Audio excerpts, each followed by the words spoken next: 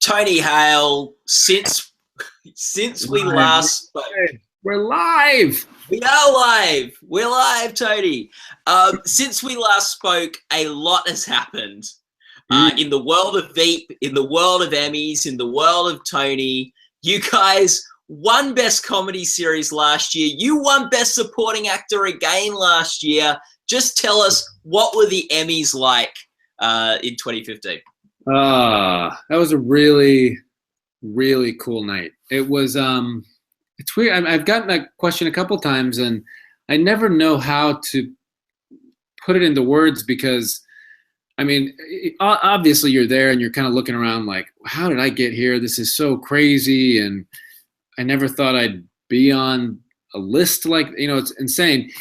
And it was very, very exciting with obviously the acting category and stuff. But when the show won and everybody just flipped out and we all ran on stage, and it was actually the last season where we had those writers because our writing team, Armando Iannucci, moved on. And so for them to be on stage, everybody to be on stage together and just celebrating, it was a pretty awesome night.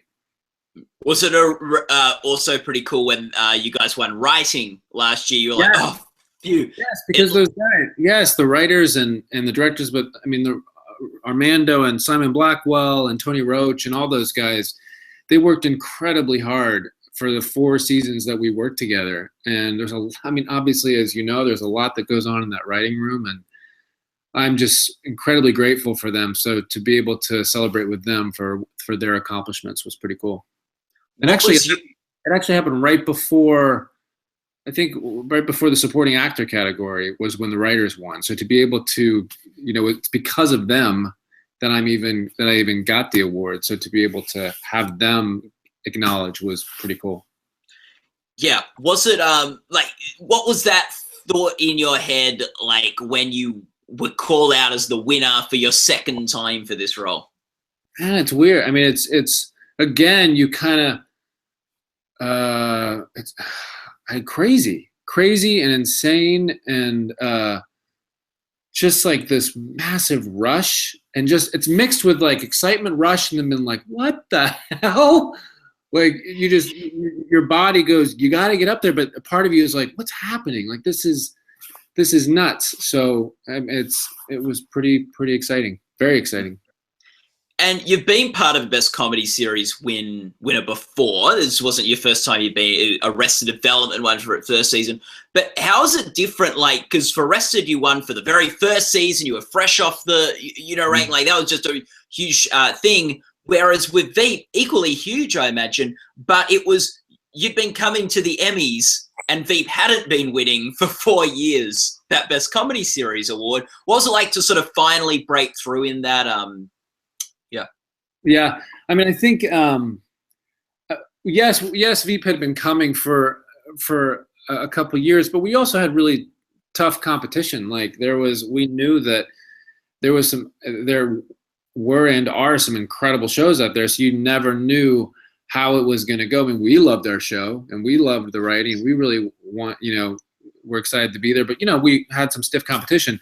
So I mean, I can't explain, but just like when they said Veep, and Julia was in front of me, and then I think Anna Klumsky was behind or next to me or something, and just that rush of like, we got it, and everybody just shot up and just started racing for the stage. And so, I mean, it was obviously we weren't expecting it because you're never expecting it, but to hear the show's name is pretty awesome.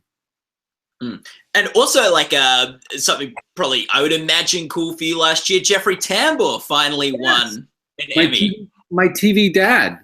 Yeah.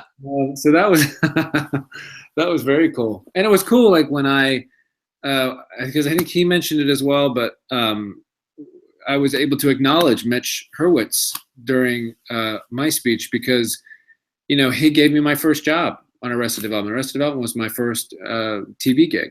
And so to thank him publicly was really cool. And what was the party like, Tony, after winning an Emmy and being part of that Emmy-winning team that won the series? I think I saw you there, I believe. Yes. I saw you there. And I'm sure I was in some kind of days. Oh, you just froze. Can you see me? Okay, yeah. Am I Uh, okay?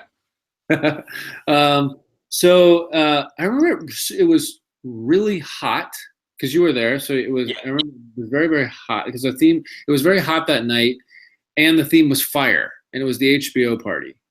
But I didn't care. I was just on. I mean, I was like on cloud nine, just thrilled. I mean, I get excited just to be at those parties just for free drinks and free food alone. But then to have the show win and all that stuff, we were just like, floating. So it was pretty cool. Yeah, it was pretty exciting to see the table, and I got a photo of it behind me. The table of all the Emmys on the Veep table. Cool? Yeah, that was so cool. It was so fun, man. We were just like hugging and gone dancing and screaming, and it was exciting. Yeah. Who do you reckon was in the best spirits out of everyone in the cast? I don't think anybody was greater than the next. It was just like we were all, every time we saw each other, we were like, ah! Just like grabbing each other and screaming, and everybody was thrilled. I saw you the night before, Tony, and I said, if you win or the show wins, I'm gonna give you a hug at the after party. You did? And yeah, I did. Yeah, we did, and you both won. Or I attacked you, one of the two. I was so excited. Hey! Yeah, hey, Tony, you won, and the show won. Yeah, it was very exciting. I've got a picture back here, Tony, of maybe fortuitous, I don't know. Of oh, no way! You, me, and Matt at the party, and Matt. That's so cool. Look, that's a bearded me. I'm all bearded. It is a bearded you. Dude, I love that photo. Yeah, it's doing great. That was at the HBO one, right? That was the HBO. That was at the fire party. Did you stay very long, or did you? Because you remember how hot it was. It was like really hot that night. I stayed there a bit. Yeah. It was so fun. Yeah, and Matt nominated this. The two nominees in that photo. I know. That is so cool. My wife and I, when we got the news about everybody that was nominated, we just immediately called Matt and we just started screaming. It was I'm so excited for Matt, and that was really cool to share that with him. Yeah. So, how would you feel if Matt beat you this year for the Emmy, Tony? Totally fine. Absolutely fine. I mean, we'll have a wrestling match on set. I mean, it'll get ugly, but no, I would be thrilled because he is so hilarious and such a good man. That's the cool thing about the cast I work with is, I mean, not only obviously are these people just the people I work with are so funny and I respect what they do, but they're such good people and they're cool and they're fun to hang out with, and you really become like a family. So, I mean, I would be ecstatic. Yeah. And no, that's so exciting. And for Matt and for you guys, you talked last year about how when you found out you got nominated, you forgot you were supposed to take your daughter to camp. Oh, yeah. How's your daughter like responded to all these Emmy wins and Emmy? Is she aware of all this sort of stuff, or is that just? No, she's just curious. What movie we're gonna go see or what I'm putting in her lunch. Like it's like, I mean, she thinks the cool thing is, I wish I had that video. Because I was with, she's always stays with friends when the Emmys are going on. And my friend videotaped her reaction with her friends just when I won. And they're screaming all this kind of stuff. But then like the next day it's like, all right, you got to take me to this practice and we got to do this homework. So, I mean, she thinks it's fun, but it's fun to kind of get in her world, and she's got her fun little school life. Let's talk a bit about season 5. It was a big season, and you had to, like, as an actor, adapt to a change in showrunners, a change in where you were shooting, a change in location and stuff like that. How did you cope with all that change this season? Well, I'm not a huge fan of change. Even though I happen to be in a business that's based in uncertainty, but when we found out that Armando and the writers were moving on at the end of shooting season 4, I have to admit, I mean, I was sad. I was sad because, you know, you get to know these guys and everybody becomes a family and we love each other. And I have huge respect for their decision because they all wanted to spend some more time with their family. It was tough to be away from the UK. But it's a bummer, you know, it was a bummer. And so it kind of had that moment of like, oh, how's this going to work out? How's that transition with the new showrunner? And then Julia told us who they were bringing on, David Mandel, and she had worked with him on Seinfeld. And she really assured us of just his gifts and just his character and all that kind of stuff as a person. And so it really gave us some reassurance. And we met Dave at actually Julia's house. And so really having Julia's recommendation of having worked with him and then the writers that he brought on. And then when we got into the rehearsal process, there was definitely some growing pains of kind of getting to know each other and them getting to know our characters' voices and all that kind of stuff. But once we got into the rhythm, it was fine. It was totally fine. And that transition was I'm so glad that it was as smooth as it was, because that's not always the case, you know? And so really grateful for that. Would you say continuity with change? Yeah, exactly. It definitely was some continuity with some change. Exactly. That's a good point. That's a great point. It was continuous, but it had some change. Yeah. So perfect. And you do use such a unique rehearsal style, and I imagine for David that was an adjustment and things like that, but something that seemed to transition as smoothly as you could hope for. What's something that came out of that process this year? Well, I mean, Armando's process is more, he definitely spent a lot more time. We definitely had rehearsal both times. Like we rehearsed with Dave, but they're different in that it's not as much, I would say, rehearsal time with Dave. But they both, in both camps, we had the time to put the material on its feet, see if it worked, had some improv time, and had the opportunity to always throw in ideas and bits. So thankfully, Dave was very open to that, and so that definitely continued. Is there something that you improv this year, Tony? Yeah, there was. Yeah, well, I mean, the rehearsal process. One that I remember is when John Slattery came on as Julia's love interest, Charlie Baird. And John was we were rehearsing the scene, and it was the scene where the Charlie Baird's character begins to pay attention to Gary, my character. And nobody pays attention to Gary. Nobody cares about Gary. Gary knows that. Everybody cares about Selena or everybody else, but nobody really cares about Gary. So when Charlie Baird started asking Gary questions, Gary was just like, oh my gosh, you're fantastic, and kind of just really liked Charlie Baird. Because he's never had male affection, his father never cared about him. So when this guy started, having an interest in Gary, he was like, oh my gosh, you fell apart. And there was one time in improv, or just we were talking about it, when John Slattery or Charlie Baird says to me, he goes, so where are you from, Gary? No, I'm sorry. He says, do you come from a big family? And I say, I do come from a big family. Actually, I'm an only child. I don't know why I said that. It was like he so desperately wanted Charlie's attention that he was going to agree with whatever he said. And then he was like, I do come from a big family. No, I'm actually an only child. I don't know why I said that. And that was a fun that came out of some improv, so that was fun. Some of the episodes this season, I think that you had some good moments. There was the Seagate episode where you have to confess to calling her the C word, but it's a different C word to what everyone else was calling Selena. Very different C word. They were blasphemous with what they called her, and I was upset that I called her a crone.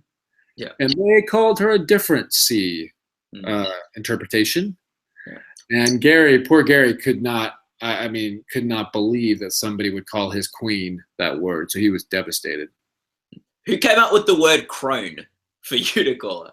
No, I don't know. The writers. I mean, I just remember it was, it was because him even thinking a bad thought about Selena is devastating. him even having, anything negative about Selena. He can't believe he even goes there.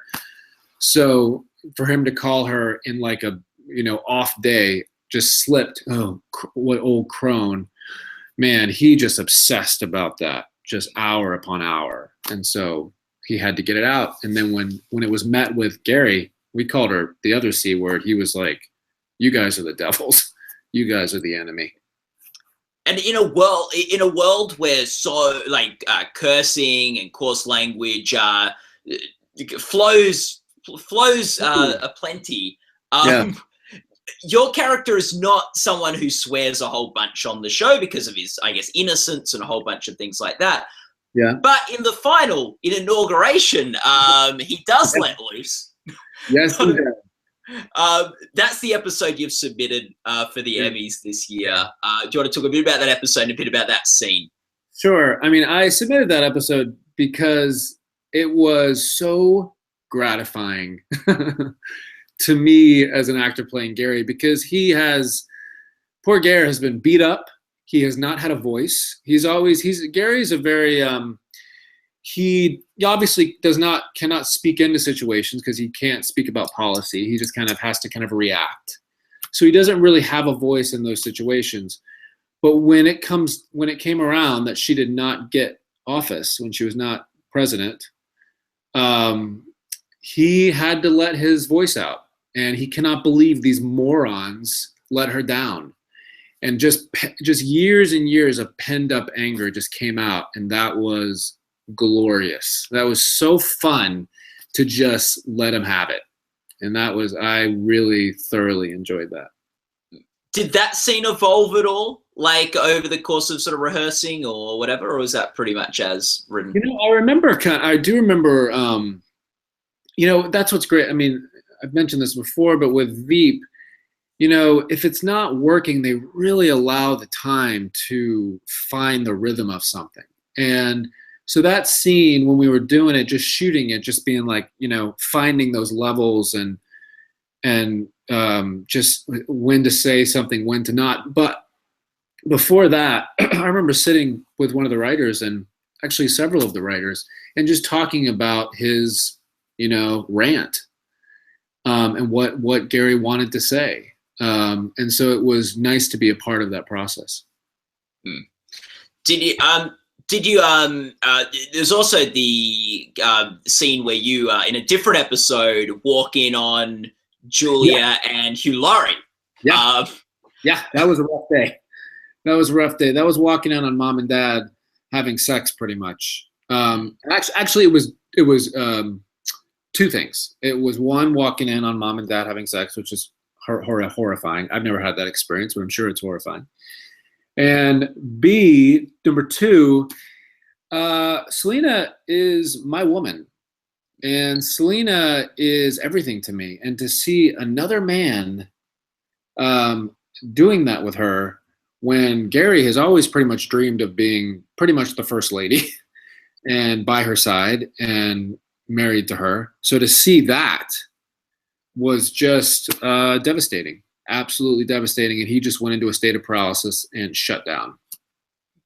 And I think that's an interesting scene in a lot of ways, because in some ways it's on Gary's reaction rather than a whole monologue or a whole sort of stuff like that. And often with Gary, because you are the bag man, you're the man standing behind the president, you've got to probably focus a lot on your reaction to various things, even when you don't have lines. Yeah, and what's fun about Gary is he has no poker face,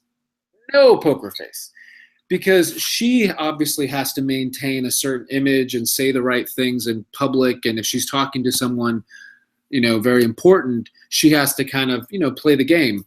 Gary, however, stands behind her and gives all these crazy reactions of kind of what she wants. He's almost putting on his face what she wants to say to these people into the public. Like if she's talking to somebody ridiculous and this ridiculous person says something obnoxious, she'll politely agree, whereas Gary's behind her going, what an idiot. And it's amazing that he even still has a job, because he just does not hide any expression on his face. Do you have a favorite Veep moment? Of the whole series? Whole series, yeah. Oh man, that is a tough one. I mean, I will say there was oh man, there's so many Veep moments that I absolutely love. I mean, for my character, I guess, there was a moment, there's a couple, there's obviously the one in, not obviously, there's a couple, there's one where she tells me that she's going to be president in the bathroom and we absolutely lose our minds and my nose starts bleeding. Because that's the way he reacts to anxiety, his nose starts bleeding. But there was this other one when and also that conversation when she finds me and screams at me and tells me I'm a middle-aged man who sanitizes her tweezers. That was a rough day for Gary. I would say my tirade in the last season, that last episode, being able to go off on her people. But there's another one. There's one when she walks through the glass door and she's all cut up and she looks awful. And Gary sees her and she looks like something out of American Horror Story. It's awful. Her face is all cut up. And she turns to me and she says, Gary, she's horrified. She says, do you have a mirror? And I say, I don't. And you know he probably had 10 mirrors in his bag. But he did not want her to see herself the way she looked. And it was such a beautiful picture of his character that's like, in a moment, he will lie and say, nope, I'm not gonna let you have it. I'm not gonna let you see it. Yeah. So, but he doesn't lie when she asks if she looks all right. Yeah, exactly. He says, no, you look fine or something. Actually, I think. No, he says, what does he say? She goes, do I look okay? And you're like, no. Well, everyone else is nodding. Right. Yes. That's right. I do. I love it. That's good. You just walked us through all your Emmy tapes, Tony. That's Was for that- each of you. Yeah, Oh, they're each of your submissions every year. Yeah. Oh. What's the funniest thing that's ever happened on the Veep set? Oh man. I mean, I'm the guy that breaks the most because I can't stop laughing when something is really funny and tickles me. I might have told you this before, but last year Julia said to me, because I was laughing during something in the middle of a take, very unprofessional, and she turns to me and she says, Tony, you know you're not watching the show, you're in the show. I was like, I know, but it's a funny show. Oh my God, there's so much. I think when Chris Maloney came on as as her trainer, and I remember just Gary just sitting in a chair while he was like exercising with her, and it was just this. There's so many awkward, tense moments that just give me supreme joy to play. I will say, I do not like if I'm watching a show and something gets very awkward and tense. My wife knows I have to leave the room. Like I get nervous and it makes me too nervous to watch it. But for some reason, acting it out and being the player in the middle of performing the anxiety, that's fun. And so there's just so many of those. It's hard to pick one out. We'll have a few sort of lightning round questions, Tony. Yeah, We'll sure. ask what if you had to vote for someone from the Veep, of all the characters on Veep to be president, which one would you vote for? Okay. Well, I mean, I have to immediately say I don't know why there would be another candidate. I don't know why the country has not given the presidency to Selena Meyer because she's the obvious choice. So that aside, because she is the obvious choice in Gary's world, I don't understand why there's all of this confusion. If there was another character, if there's possibly another character, which I don't see as possible, but if there's possibly another character, I would say Charlie Baird.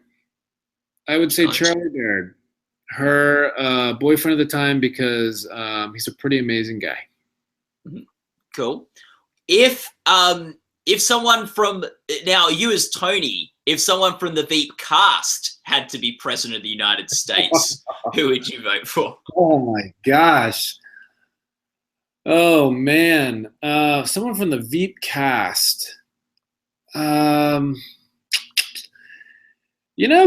Dunn's a pretty chill guy. he's a pretty wise, chill guy. He plays Ben, and I can see him holding that office. Because he's one of those guys when something happens. Both him and Gary Cole actually, it just kind of rolls off their back and they deal with it. I think Julia could do it. I'll tell you one person who would not do it and would not be a good president is Tony Hale. That never needs to happen. That never needs to happen. Yeah. But I think Kevin Dunn would do a pretty good job. Yeah. If you, Tony Hale, had to be stuck in an elevator with any character from the show, which one would you choose? I'd say Kent, Gary Cole, because he has got a mind that he could get us out of that elevator. Huh. He's got a supreme mathematic mind, and he'd figure something out. What if you were stuck with someone from the cast?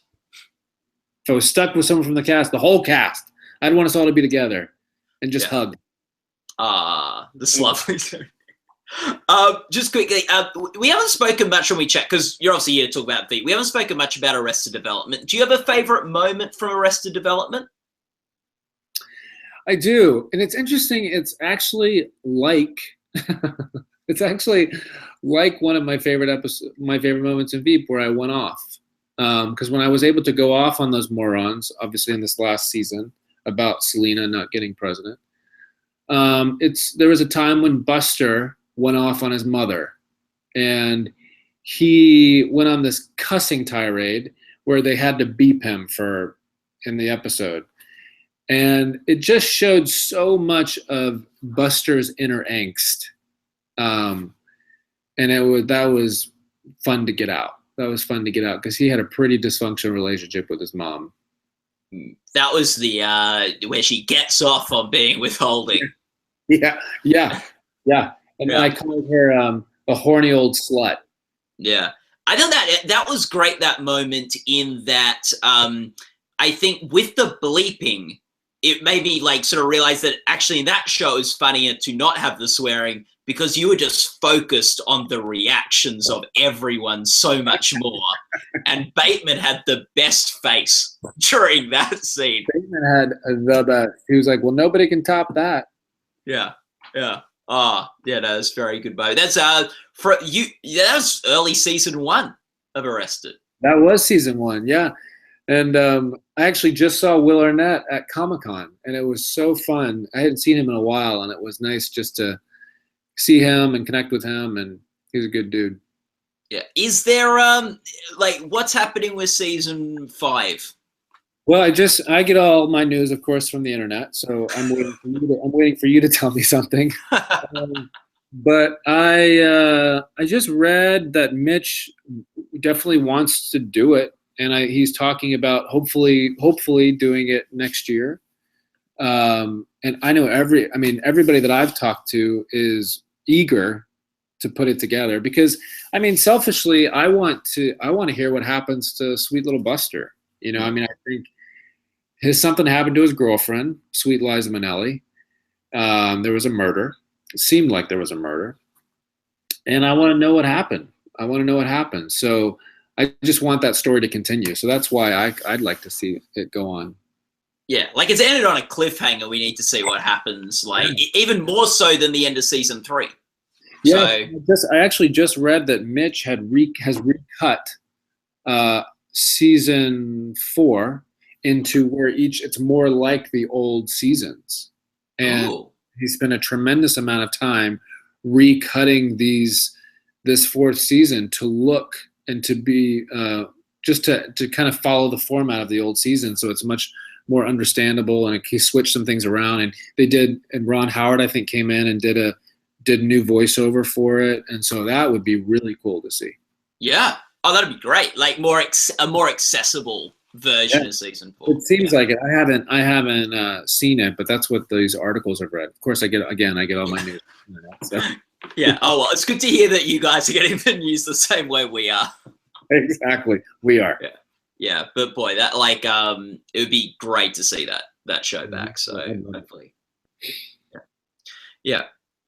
Well, Tony, you've got a good chance of winning the Emmy again this year for Best Comedy Series. You went up from 9 nominations to 16, 17 nominations this year. Like, it's unbelievable. Like, look, even in a stronger position than last year at the Emmys, which is great. And what's so exciting about that is everybody knows. I mean, it is a huge team effort to put this show together. It's writers, it's obviously producers and directors, actors, but it's just a tremendous crew. So I love that, like, casting is getting recognized, and art direction has won before, and they're getting recognized, and guest stars, Martin Mull, and it's just, it's all of this. It's a huge team effort. So I love that there's been that many nominations. Love it. Yeah. And if Peter McNichol wasn't in Kissing Your Sister, he would have got nominated too. He's such a nice man. Yeah. And I think his 9 seconds in Kissing Your Sister was maybe the funniest 9 seconds of that episode. So I'm glad they didn't. I didn't work with him much. Yeah. I would have loved to have worked with him more. He was kind of in that Jonah camp, and I think he is incredibly talented. Yeah. Yeah. Well, and when he gets going and starts screaming, it is hilarious. Oh, it's amazing. Especially Jonah. Yeah. He just rips him a new one. Yeah. Tim Simons had a great season too. Tim Simons is so funny, and he had a fantastic season. And what a surprise too, of like a character like Jonah Ryan becoming a congressman, or in the run to be, becoming a congressman. That's terrifying. Well, Tony, thanks so much for chatting with us. Veep, Arrested Development, the Emmys, is always such a pleasure. Oh, thanks for having me. It was awesome to talk. Always awesome to talk. And hopefully I'll see you again